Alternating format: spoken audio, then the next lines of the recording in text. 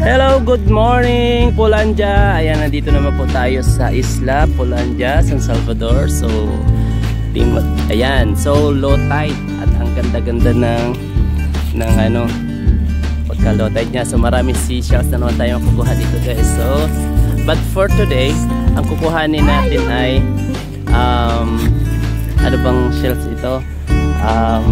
Bukail. Yun, kasi namimiss ko yung bukail na yun sapagkat yung sabaw niya ay matamis. So kahit ano mo lang siya, ilaga mo lang siya or lagyan natin siya ng luya, masarap yung sabaw niya. So tara guys, at makikita natin ngayon kung paano tayo kukuha ng bukail. So tara, let's go. Okay, so dito tayo sa gilid lang ng dagat. Alice! Yung mga makukulit na ito ay, so dito tayo, tatry muna natin dito. Kakayurin lang natin tong, ayun. Ganito lang siya. Kaliit, no?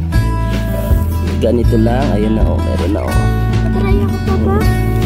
Pero dapat mas malalaki. Dito siguro is maliliit. Ayun. Ayun. Ay, hindi.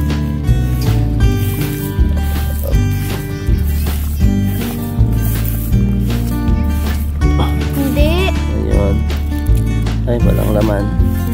Ay, alam ko yung ginagawa mo pa. Yung parang maliliit na kamukha. So, dito sa amin, white sand siya, no? Makikita niyo ang gugulo ng mga asid, eh. Ayun. Ilagay mo dyan sa lagay.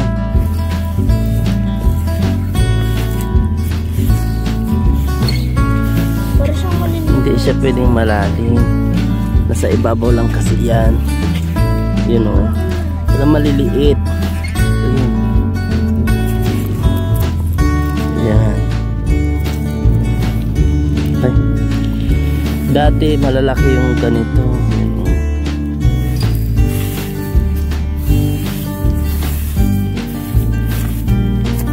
Ayan. Diba? Yan ang bukail.